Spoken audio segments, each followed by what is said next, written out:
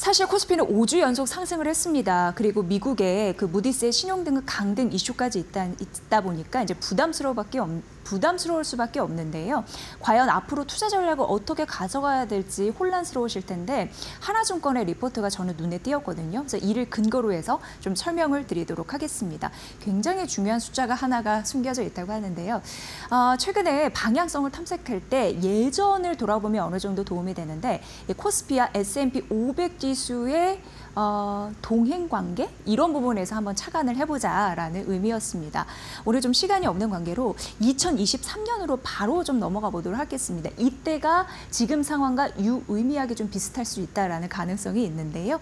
2023년 11월, 12월 같은 경우에 이 코스피가 굉장히 상승 랠리 추세가 긍정적이었거든요.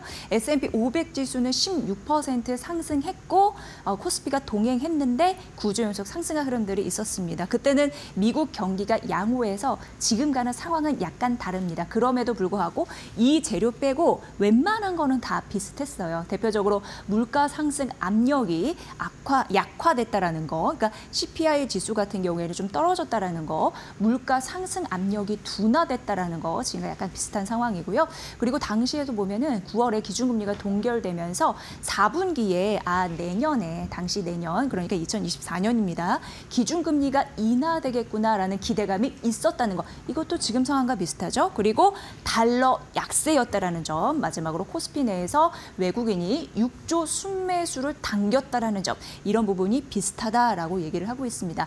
당시 다음 페이지에서 보면요.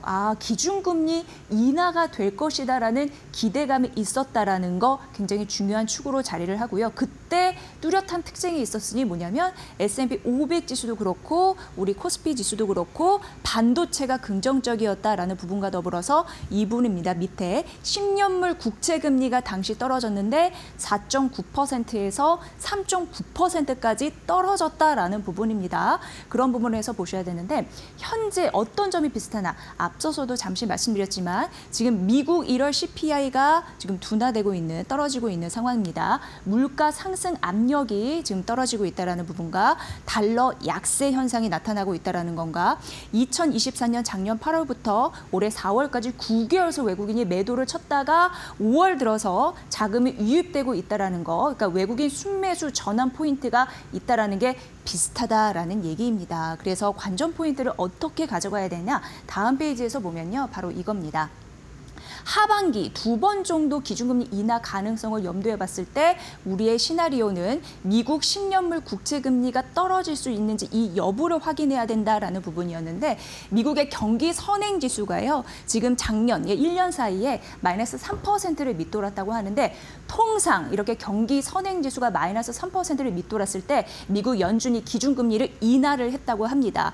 그리고 선행지수가 하락한 이후에 6개월 이후에는 동행지수가 또 떨어지는 흐름들이 있었는데 결국 이 증권사에서는 7월과 8월부터 미국의 실물 경기가 둔화될 가능성이 있구나. 이래서 연준에서는 아무래도 기준금리 인하 가능성이 더 커지겠구나라는 것을 봤습니다. 그래서 미국 10년물 국채금리가 하락할 것을 예상하고 투자 전략을 대비해야 된다. 이게 중요한 골자였고요.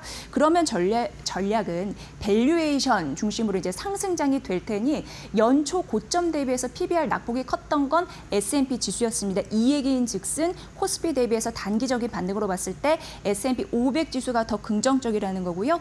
당시 그 수익률은 반도체, 소프트웨어, 하드웨어 업종이 좋았으니까 이 부분 참고해 보시고요. 다음 페이지에 보면 우리나라로 봤을 때는요.